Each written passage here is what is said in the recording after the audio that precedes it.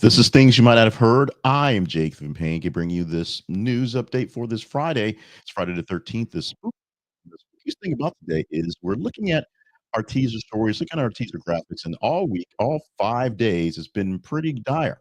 4 days of 4 days of Luigi Mangione and 1 day of Talk to a Girl. So there's that. We also have Bill Belichick and Logan Paul in today's actual news. And these news stories that you help deem conversational, you help us pick us for the show, are all covering politics, information, current events, and pop culture news. And we are glad to have you with us. We'll explain how all that work goes down, how you do your work and we do our work together to make this update going to you live 5:30 a.m. Central Time right here from Little Rock, Arkansas. What I have for you is those stories on the way. If I hadn't said so far, which I think I just did, Friday the 13th, 2024, we'll explain all the stuff with the vetting process in a moment, but remind you that our website, this is a conversationproject.com, the home for the Conversation Project. Find out what you need to know about us, all the theirs that are there. And of course, email us at your convenience to let us know what we can do to work on the improvements of things by going to your email machine. We are at the conversation inbox at gmail.com.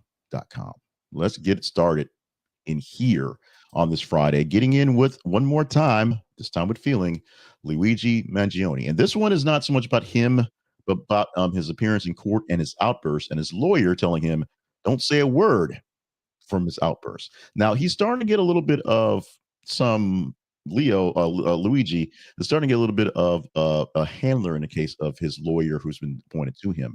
Of course, Mr. Mangione is accused of murdering United Healthcare CEO Brian Thompson a week ago, basically days ago, and had a public outburst and has many public outbursts outside the Pennsylvania courthouse. He is fighting extradition.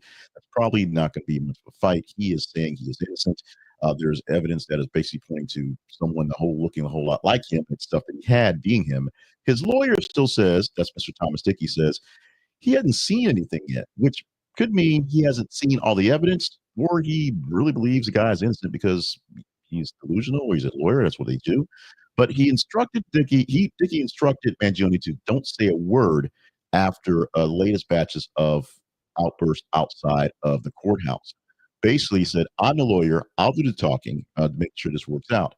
Because the person who represents himself, which in Mangione's case, him just yelling and screaming stuff, is an idiot, is a fool, is a person who's going to lose the case. He is contesting extradition, as we said. He's facing charges from the December 4th shooting of Brian Thompson outside of New York Hilton Midtown in Pennsylvania. He's charged with forgery, carrying a firearm without license, and tampering with records. So that's from being caught in Pennsylvania. But the whole murder thing back in New York. So he's going to be charged and tried in two places because he was caught outside where the original crime was done. Defense plans to challenge the admissibility of the evidence, including the fingerprint and ballistic data linking Mangione to the crime, of course, fingerprint data on the water bottle and a wrapper of a Kind bar. He expressed skepticism about the evidence itself, saying that he needs to see it. 2 weeks to file a writ of habeas corpus to contest the extradition, while New York has 30 days to secure the governor's warrant for his transfer. Essentially, extradition takes time unless you actually fight it, and then it takes even more time. He will eventually be sent back to New York City for this one crime to be seen. Other crimes being dealt in Pennsylvania, I'm sure there'll be extra things, basically double those things up in New York City. I'm not a lawyer. I don't actually know the process, but I've seen a lot of TV and just kind of go along with it. This one ain't going away anytime soon. And from your sentiment, we have stories posted about people actually ponying up the money for his defense fund. He may get a very good, well-paid defense. We'll see if he can get him out of this offense. Kristi Noem offended a lot of people over her time as governor of South Dakota, and she actually engaged a lot of folks as well. And with that, her loyalty to Mr. Donald Trump has brought her a great shot, head of Homeland Security. But South Dakotians are kind of like, eh, here's the deal. President-elect Donald Trump wants South Dakota Governor Kristi Noem to lead the Department of Homeland Security. But the nomination has some reactions from people in the residents of her home state, some expressing concerns about her commitment to state responsibilities.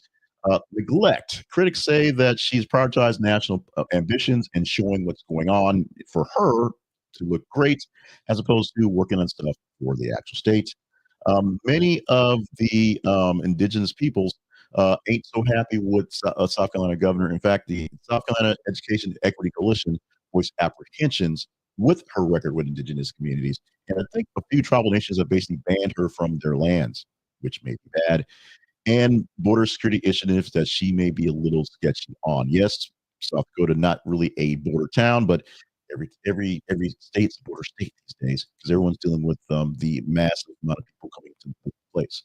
Also, people think she's not really a great leader. She looks great in the part, great on commercials. I see all these commercials on the news, national, about coming to South Dakota because I'm a dentist, I'm a worker, we've got jobs for you.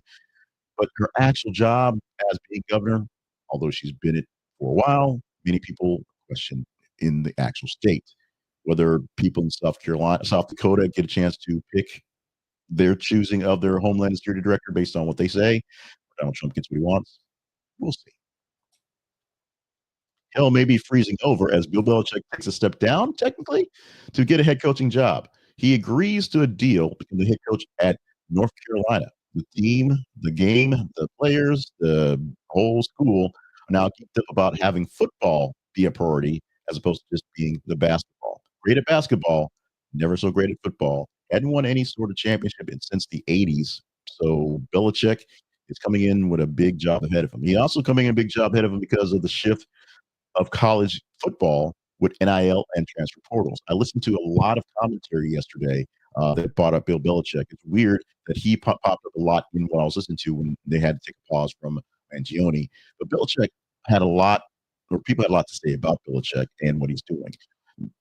Arguably the greatest football coach ever, at least in the NFL season. He's about 12 games, essentially a season and a half based on his actual schedule of breaking down Shula's record. But no one in the NFL seems to want to give him a head coaching job because he is Bill Belichick. He just is that guy. He demands total control. And now that many of the teams, many of the owners, many of the people that involved in football want co-ownership of what's going on, they don't allow that. They don't want that. They don't tell Belichick for all this stuff, even though there's some teams that use him for winning. So Belichick will use his mastermind to sort of rearrange how college football is right now, because it is about playing players and monies and salary caps. And people believe that he can turn that thing around and turn North Carolina into a perennial powerhouse, something that's going to operate on a better level, something more of a pro level, if you will, and he'll have them in contention, maybe not winning anytime soon, but in contention to look like a greater team very soon. Congratulations, Bill Belichick, on, I guess, one, having a 20-year-old girlfriend, being in your 70s. There's that. And there's, of course, this big job and big responsibilities you are taking on for next season. Alabama. Tired, folks. Arkansas governor bans. Arkansas governor calls for ban. Let me back this up because I'm going to use this for the replay. So we're going to take a pause, take a breath. Wait for the bars in my thing to get better so I can get better reception. There we go. Arkansas governor calls to ban buying junk food using SNAP benefits. My governor of the great state of Arkansas Governor Sarah Huckabee Sanders, has proposed a ban on using SNAP, which is, of course, Supplemental Nutritional Assistance Program, for food stamps. The benefits, using those benefits to purchase junk food, including soda, candy, and other non-nutritious foods. The initiative is aimed at encouraging healthier eating habits among low-income families and reducing health issues linked to poor diets. Supporters argue that the measure could lead to improved public health and potentially lower healthcare costs. But there are critics, always critics.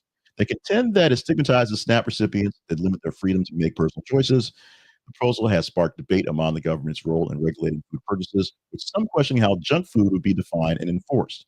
Implementing such a restriction would require federal government approval, as SNAP is federally funded, not Arkansas state funded, so she doesn't have the power to really do this. And opponents also warned the policy could create confusion to both recipients and retailers managing SNAP transactions. A person takes them to the register, and the register won't pay for it, and there comes fights. The advocates of the proposal believe it aligns with broader efforts to promote better nutrition nationwide, and critics, on the other hand, fear it could disproportionately affect vulnerable populations without addressing the root causes of food insecurity, i.e., live in a food desert, ain't no healthy food to eat, so where are you going to get that food? The controversy highlights ongoing national discussions around food assistance and programs and nutritional policy. Very quick bit of a side on this one. Sarah Huckabee Sanders has been sort of a this enigma here in the state of Arkansas, with doing some great things and doing some things that have people questioning how she got the governor. kind of know how that happened, but it's past that point. But it is essentially harping on sort of a populist mindset and sort of a you people type of thought process, as in you people should stop eating junk food and eat better stuff so you're healthier. It's a complicated issue because, as I mentioned slightly, Arkansas is full of food deserts because grocery stores with nice fresh greens are hard to make money off of. The margins are extremely low, and getting the food in, especially as we have all these recalls, has been an issue. Yes, you should eat healthier food. Yes, you should promote healthier food. Yes, you should teach people to eat healthier food. But in some cases, if what you can get is what you can get, and if you're living off SNAP benefits and what you can afford, what you can afford, hot dogs, hamburgers, and chips may be what you're getting as opposed to Brussels sprouts and healthy greens. Is what it is. Quick pause from the news stories. Four more stories to get to after we do a quick ask. It's Friday. We're glad to have you with us. It's the last day of the week for things you might have heard. On Monday, we'll give you the supersized version. Two more stories and what's happening. But we need to get your attention because we need the attention of other people out there to grow the field, grow things going on. We have just under 1,600 subscribers on YouTube. I don't have the numbers in front of me for the other things, but they're not that great as well. We are extremely small creator set, and we want to get our eyeballs out there for more stuff. I want to ask you for less stuff, so that means I need more people in the queue so I can ask them for more stuff, if you will.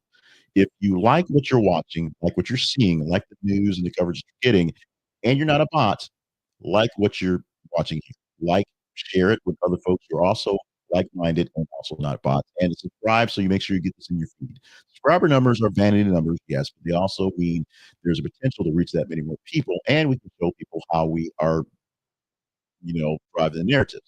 Liking means the algorithm sees people like this and more shared with more people. And I know I'm hitting the right listeners on the right story. So make sure you're liking it so I know what's going on. So does the algorithms. Share and subscribe as well for great things here at the Conversation Project and across my more better media empire. Interesting thought process. President Trump is happy to be president again. President-elect Trump is happy to be president again in a few weeks. He's inviting all sorts of folks because all sorts of folks invite him to stuff. He got invited to Paris to hang out with Notre Dame. He's not the president yet. So Donald Trump would like President Xi to hang out with him at the inauguration, and Xi is probably going to say no because President Xi Jinping is reportedly expected to decline the invitation given by Donald Trump, the former president and soon to be new president, at his upcoming inauguration. He is expected to cite concerns over potential risks involved, security, and all those things.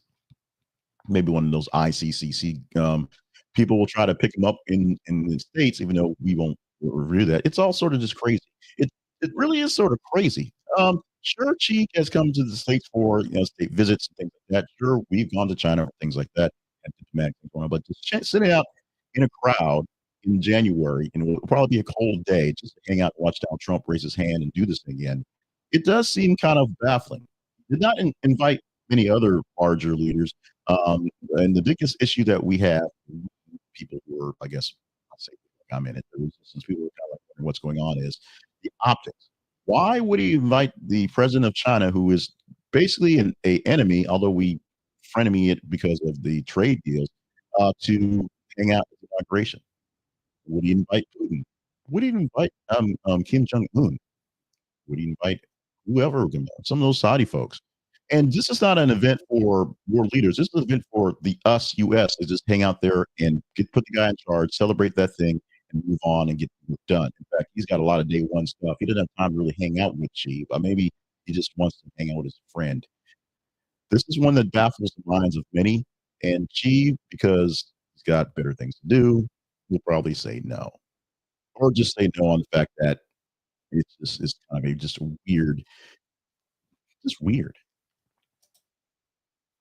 Let's move on to Jake Paul, as he is apparently moving on, claiming his retirement from WWE. Now, he hasn't had quite a storied career, but the time that he has spent, the social media influencer and boxer and professional wrestler, is pretty significant.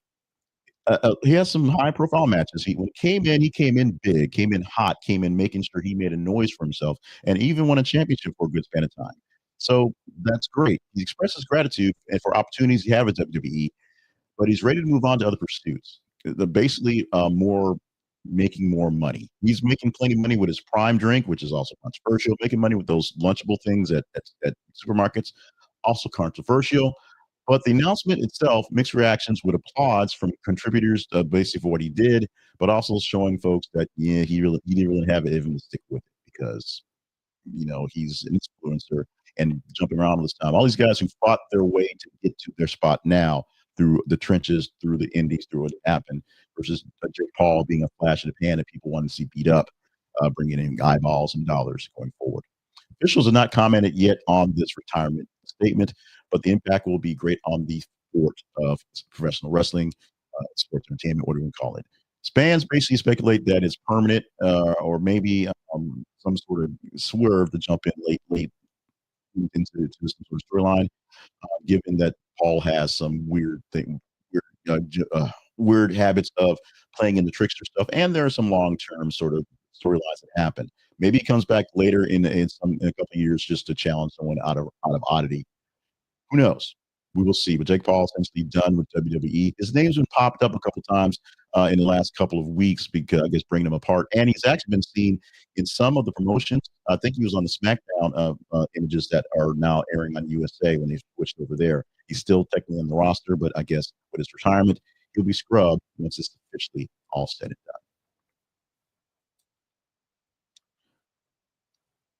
done. 30-year-olds everywhere are sad.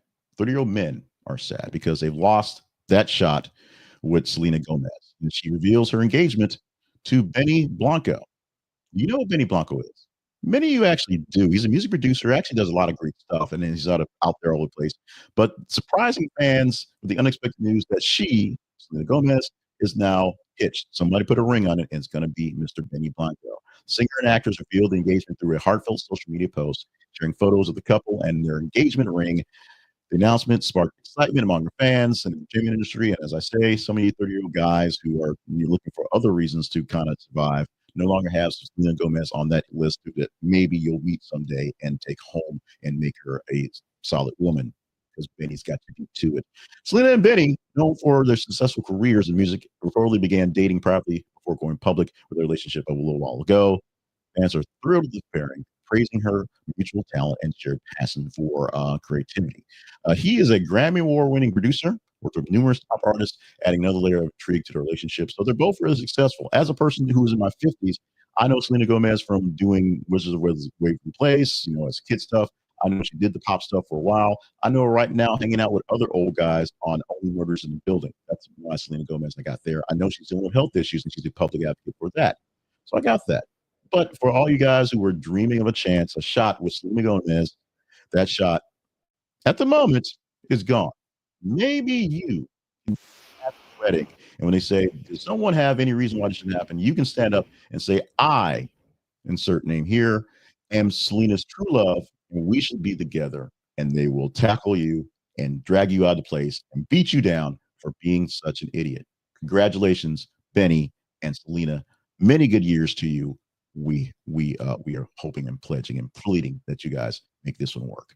Make this one work, please, because this one ain't working. And this is a little kind of oddity. The relationship between Andre 3000 and Big Boy from OutKast is an interesting thing. Now, the group as a whole is 30 years old. The music that we're still bumping right now, which is I say better than the stuff that's coming out right now because I'm an old guy, is great. But the fact that they can't make a new album doesn't really come as a surprise because of the times. It comes as a surprise because they can't really get together and they can't really connect. Outcast, a duo of legendary fame, are even further away, says Andre 3000, from releasing new music before because they just can't get on the right expressive, creative personnel. Personnel, creative differences, and personal priorities have made it a challenge for him and Big Boy to make this work out. They both have other things to do, which is great. And because of other things to do that are working for them, getting together and not clashing when they come to their talents is sort of a deal. Why come together and make something when they can't really agree on how to make it?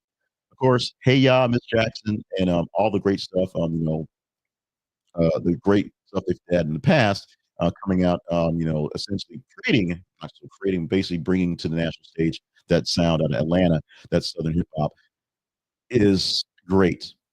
Music has changed, times has changed. These guys are older and much, much grayer. And so what they have to produce will have to sort of sit with the times, both react to people new and bring the old heads back to so that they can say, yeah, that's why this stuff is good.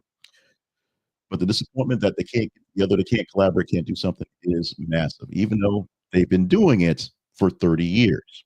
So they should get together, right? Simon and Garfunkel, think about them. They were doing it for a while, and then they just couldn't do it. Let's go to our teaser story for this morning. This is a headline that we are going to be posting in the next few hours, and actually probably right when we're done with this thing here. And this is a story that we can talk about if you deem it worthy come Monday. We don't have this show for Saturday and Sunday. So Monday, we're going to give you 10 stories from the weekend, of the top 30 or so stories from 90 weekend. If you want to talk this one, it's here. We posted yesterday about Facebook, Meta, not actually Zuckerberg, but Meta honing up $1 million towards the inauguration fund for Donald Trump. Amazon is matching that fund, $1 million, matching Meta to the inauguration fund for the balls and the parties and things like that. This is not a direct donation to Trump himself, but to the balls. And you want to talk this one up? Does it mean something? Are all the tech guys and billionaires kissing up to Trump because it's time to kiss up to Trump? Trump and Bezos have had, you know, very public back and forth, and now Bezos seems to be acquiescent. We're not sure why. Maybe he's getting a bit more conservative, a bit more slow in his old age, or maybe he's realizing that he's got to make money, he's got to work with Trump, and Trump's going to be a terror in all aspects. How do you get a chance to let us talk about this one? Because it is about you allowing us to talk about this one. You have to essentially vote it up. Your engagement. You tell me if the story is worthy about talking about. That's how these days are conversational, and we'll chat it up. Engage in this headline or any headline we post at our feeds on Facebook, on X, on Threads. We post them every 50 minutes, news articles, news headlines from various places, and you let us know what stories are worthy of chatting up. Is Amazon putting up $1 million after Meta does it to Trump's inauguration money good enough to chat up on Monday? You let us know. Facebook.com/This is Conversation Project, X.com/TSN for Conversation, Threads.net/at This is Conversation. Your engagement, however you like it, love it, hate it, share it, whatever you do to engage in the story, the headline, the link that pops up in your feed will allow us to know what's going on. Yesterday, we teed up Arkansas governor going to kill the SNAP benefits for junk food. We talked about it. You may not have seen that as a major headline. It probably was not a major headline yet. I did see some blurbs of it being talked about in the chat discussions of some of the panel shows going back and forth. This is something that for a couple days here was pretty big news locally as people were talking about what's going on, with the caveat that Huggy Sanders, can't just magically make it happen. It has to be done on a national level. But she has that influence. She worked for the guy who's in charge now, so he might be able to push this back down. That's that story. Next story, popping up that guy who's in charge for his parties. Are we talking these stories on Monday? You tell me with your engagement. Let's go to our sponsor for this morning. We're going to talk about Flowers Fast. We're going to talk about it pretty fast because we're running out of time today. We got a lot of things to get into today. Flowers Fast, I've been talking about all week long and all many years as a great source to get flowers fast. My main pitch has been if you've messed up something, go to Flowers Fast. They can get you flowers to wherever you need to quickly. Now I'm a bit more conservative thought process of this and more of a gifting long-term thought. This is a link you need to keep on hold for occasions when you need to send gifts to clients, to people, just whatever. It's not just a I'm get out of jail free card because I've messed it up. This is a great place to simply, easily, and very inexpensively send flowers, send gifts, send gift packages, send things to people to show you love them and you care. The biggest thing about this is that because it's Christmas, there are Christmas themed bouquets and Christmas themed packages and Christmas themed snack packs for you to send out to folks in plenty of time. Today is the 13th of December. That means there are 12 days of Christmas. You can go ahead and get this order set aside and get it ready to go. You can have it delayed till you need it. Or if you wait till the last minute and you must do that, Flowers Fast will get your things there pretty quickly. FedEx for most things, and for flowers based on the FTD platform, same day, but by your local florist. Check it out via our link for our small commission. This is conversationproject.com/flowers fast. This is conversationproject.com/flowers fast. Get your flowers to them quickly or to yourself. Maybe look at yourself flowers. Great bouquets, great gift packages, very quick, very inefficient, very inexpensive. Flowers fast. Conversation Project lives online at this is conversationproject.com. This is the part where we promote ourselves and all the hard work we did this week and the hard work you did this week because there's many calls to actions. Go to our website, this is theconversationproject.com. Email us, conversationinbox@gmail.com. Visit our feeds and tell us what stories to talk about. Check out the past replays of things, see where we are in other places that may be a better fit for you to watch. And of course, sponsors and partners. We had one sponsor. Go to our sponsor page at our website. You can see other sponsors. They are all affiliate links. So when you buy from them, we get a commission back. Then we have no paid sponsors for anything. Now, that caveat, we have our partners. These are people who have decided to partner up with us and help us by funding us on monthly subscriptions using the Buy Me a Coffee platform. Some people have given us um, uh, donations, one-time gifts via some of the quick apps like PayPal and Cash App and Venmo and things like that. But these are people who have dedicated a little bit of money to us every single month to help us get things through. At the spare change level is Joy Winters, $1. Cup of coffee level are Harold Braxton, Kobe Green, and Elton Kidd, $5. And we have pot of coffee at $20. No one's taken us up on that one yet, but we're sure that you may be that person. Now, we try not to ask for too much, but when we ask, we let you know that it's needed. We've gone through a lot. We've gone through a bunch. We have evolved, we have devolved through a lot of things. So your help, your support, and your coming through is there. Now we know that based off the internet numbers, 3% of people who enjoy some sort of creator's work actually indulge in helping the creator. I tend to help out many creators, but maybe not as many as I want to because of that. It does cost money. This costs money. If you want to help us out with what we're doing, we encourage you to email me so we can chat about partnership stuff. The partners get extra information, background information, what happens in the background all the time. So that happens. But partnership, we need support, we need help. ABC News on TV is having, somebody has to pay for those commercials so they can actually get people to do the work. This is work. It's not magic. It doesn't just appear out of my head and just things. You've probably heard from me mumbling and stumbling the words today. It's been a very long week at the day job, very long time trying to pull things out and getting things together.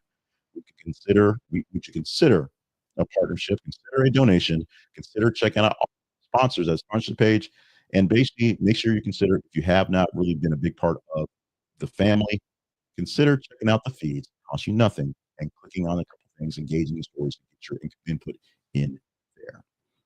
With that, we are all done. It's all said. This has been the Friday, the 13th edition for December 2024 of Things You Might Not Have Heard. I am Jacob Payne.